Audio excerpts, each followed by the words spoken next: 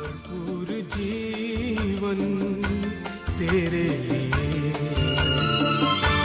भरपूर जीवन तेरे लिए यीशु लाया है तेरे लिए, भरपूर जीवन तेरे लिए, भरपूर जीवन तेरे लिए।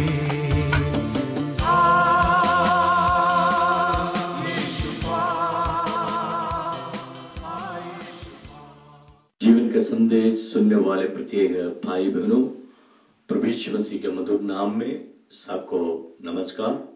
और फिर से ये नए साल आप लोगों के सामने परमेश्वर का वचन लेकर आने के लिए सर्वशक्तिमान परमेश्वर मुझे अवसर दिया, उसके लिए मैं परमेश्वर को धन्यवाद देता हूँ। और पिछले एक साल विशेषकर के परमेश्वर हम सबों को अच्छी तरह रखा है। हो सकता तकलीफ और मुसीबत और कठिनाई जिंदगी में आए और तराई के अनुभव या अंधकार के अनुभव हो सकता हमारे जीवन में आए और दुख के अनुभव हो सकता हमारे जीवन में आए होंगे, लेकिन ये नए साल परमेश्वर हमारे हर एक व्यक्तियों के जीवन में बड़ी आशीष और अनुग्रह देना चाहते हैं। और उसके लिए हमको क्या करना है? परमेश्वर का हाथों में हम अपने आप को और एक बार समर्पित करें और यही प्रार्थना करें, परमेश्वर नए साल तूने दिखाया और जीवितों के बीच में तूने मुझे जिंदा रखा, तो इसलिए परमेश्वर से हमेशा हम यही प्रार्थना करना है, परमेश्वर आप आपका इच्छा के अनुसार मुझे चला दे, मुझे गाइड कीजिए। यदि आप इस प्रकार की प्रार्थना के साथ ये नए साल अब आरंभ किया है तो जरूर परमेश्वर आपको आशीष दे और जरूर अनुग्रह देगा। तो आज मैं आपके सामने एक वचन और पढ़कर मैं आप लोगों को सुनाऊंगा। और उत्पत्ति की किताब genesis chapter 28 versus 8 and verses 10 and 11। उत्पत्ति की किताब 28वां अध्याय उसका 10 और 11 वचन। सो याकूब बेरशेबा से निकलकर हारान की ओर चला और उसने किसी स्थान में पहुंचकर रात वही बिताने का विचार किया, क्योंकि सूर्य अस्त हो गया। सो उसने उस स्थान के पत्थरों में से एक पत्थर ले अपने तकिया बनाकर रखा और उसी स्थान में सो गया। 12वां वचन। तब उसने स्वप्न में क्या देखा कि एक सीढ़ी पृथ्वी पर खड़ी है और उसका सिरा स्वर्ग तक पहुंचा है और परमेश्वर के दूत उस पर से चढ़ते उतरते हैं। और यहोवा परमेश्वर उसके ऊपर खड़ा होकर कहता है कि मैं यहोवा तेरे दादा इब्राहिम का परमेश्वर और इसहाक का भी परमेश्वर हूं, और जिस भूमि पर तू पड़ा है और उससे मैं तुझको और तेरे वंश को दूंगा और तेरे वंश भूमि की धूल के किनकों के समान बहुत होगा और पश्चिम पूर्व उत्तम दक्षिण चारों ओर फैलता हुआ और फैलता जाएगा और तेरे वंश के द्वारा पृथ्वी के सारे कुल आशीष पाएंगे। और यही वचन हमारे जीवन में, हमारे प्रत्येक जन के जीवन में बड़ी आशीष और अनुग्रह का कारण बन जाए। यहाँ पर हमने एक व्यक्ति के बारे में हमने पढ़ा है। वो कौन व्यक्ति है? पुराने करार में और विशेष करके जो इब्राहिम का संतान जो इसहाक और इसहाक का संतान याकूब के बारे में हमने ये वचन पढ़ा है। तो याकूब अपने जिंदगी का और जो शुरुआत में विशेष करके यहाँ पर इस प्रकार लिखा, उसका पिताजी जो इसहाक याकूब को बुलाकर और उसको आशीष दिया और उसके बाद उसको दूसरा जगह में उसको भेज रहा है।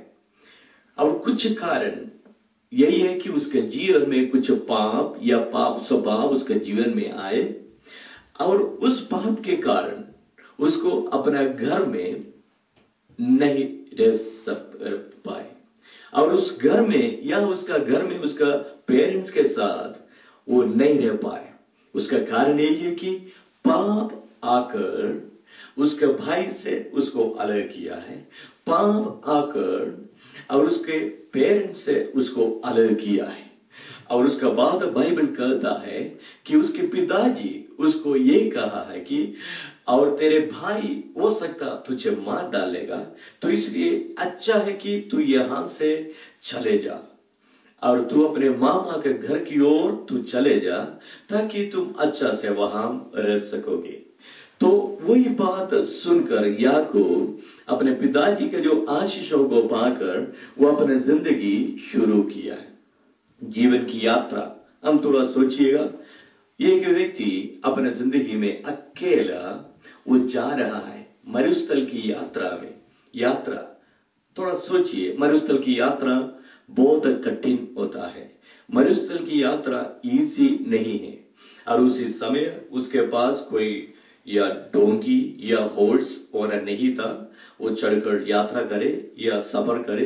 वो पैदल चलते चलते चलते और उसका जो फिजिकल कंडीशन और एकदम थक गया, इसका मतलब वो टायर्ड हो चुका है।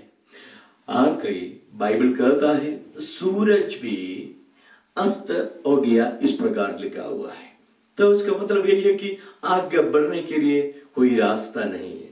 यदि सूरज अस्त हो गया है और कुछ दिखाई नहीं दे रहा है, तो इस प्रकार का जो अनुभव केवल याकूब के जीवन में नहीं बल्कि हमारे जिंदगी में भी आ सकता है।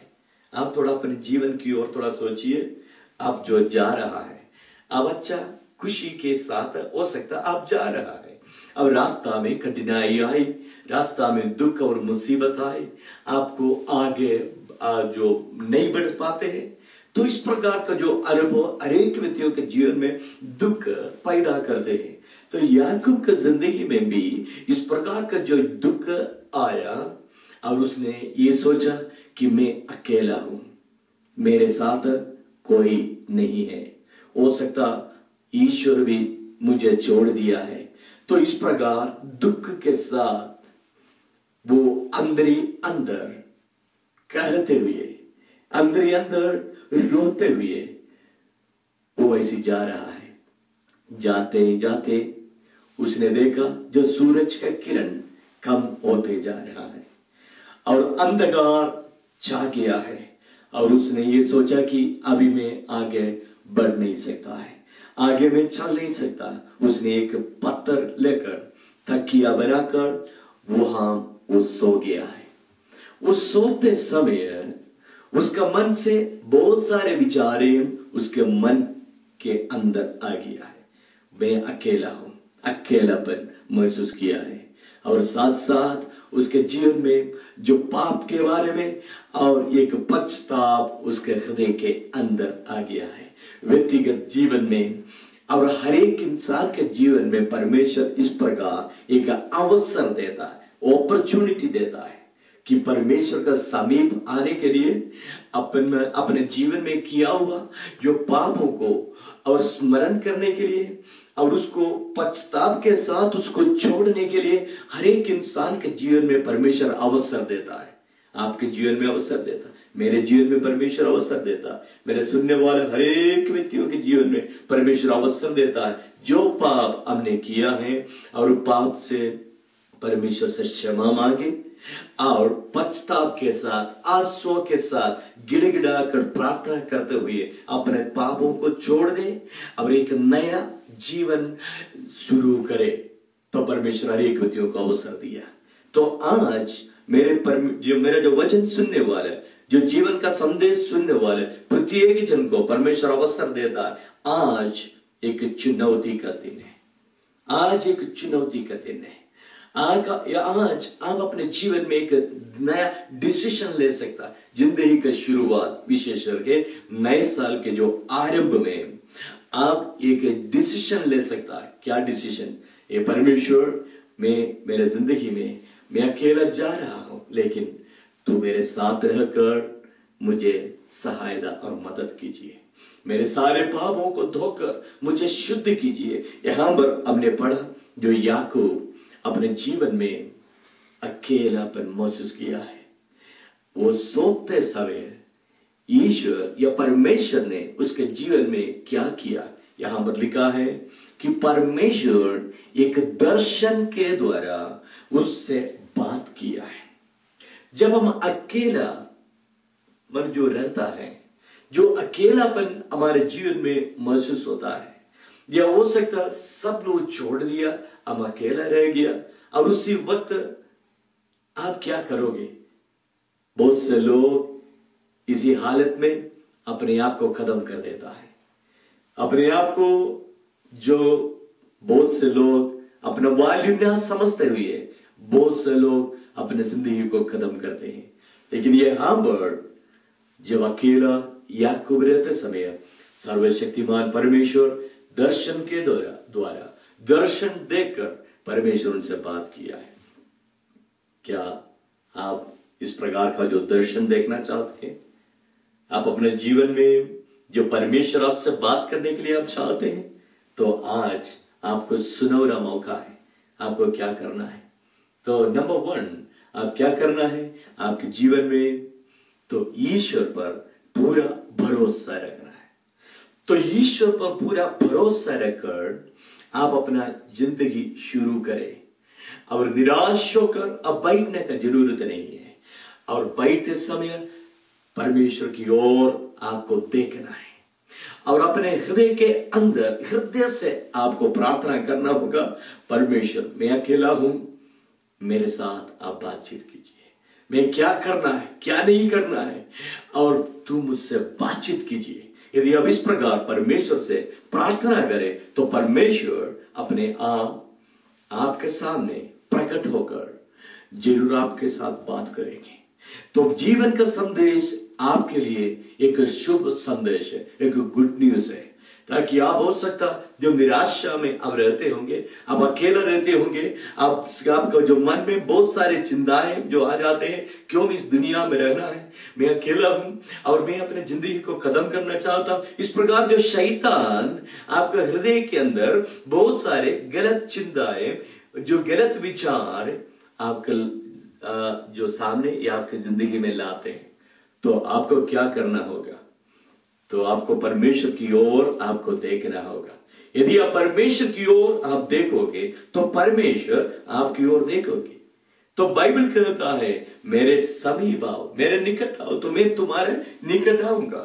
तो परमेश्वर का निकट यदि हम पहुंच गया है, तो आप सुरक्षित है, you are safe and secure.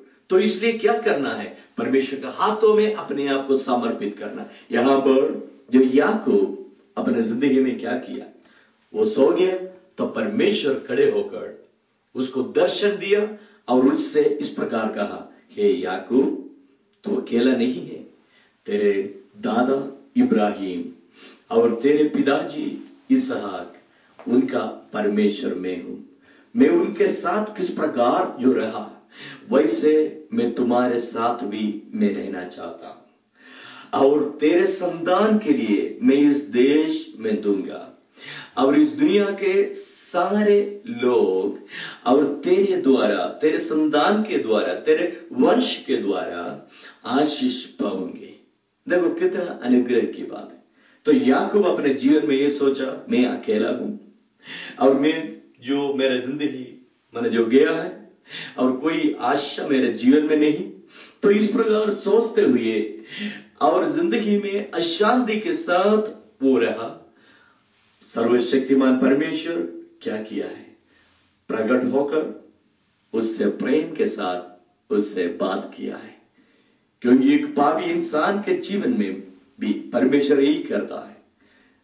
सारे मानव जाति पापी है, तो परमेश्वर इसलिए अपना प्रिय पुत्र यीशु को हमारे लिए दे दिया। बाइबल कहता है यूहन्ना रचित सुसमाचार 3 अध्याय उसका 16 वचन में इस प्रकार जो लिखा है कि परमेश्वर ने जगत से ऐसा प्रेम किया कि उसने अपना एकलौता पुत्र दे दिया, ताकि जो कोई इस पर विश्वास करे वो नाश ना हो परंतु अनंत जीवन पाए। आपको अनंत जीवन देने के लिए, आपको अनंत जीवन आपको मिलने के लिए, आपका व्यक्तिगत जीवन खुशी और आनंद के साथ आप व्यतीत करने के लिए पिता परमेश्वर आज से 2000 वर्ष के पहले अपना प्रिय पुत्र यीशु को आपके लिए इस जगत में भेजा, आपके लिए इस जगत में भेजा, आपके परिवार के लिए इस जगत में भेजा। आपका जीवन और बहुमूल्य, बाइबल कहता है एक आत्मा का मूल्य मनुष्य और कैलकुलेट नहीं कर सकता है। बाइबल कहता है एक आत्मा का मूल्य सारे दुनिया से बढ़कर है। और इस सारे दुनिया यदि बेच डाला है और इस सारे दुनिया को कितना डॉलर्स या कितना कीमत मिलेगा उससे भी बड़ा है आपकी आत्मा का कीमत। तो उस आत्मा को क्यों आप माने जो नष्ट करता है?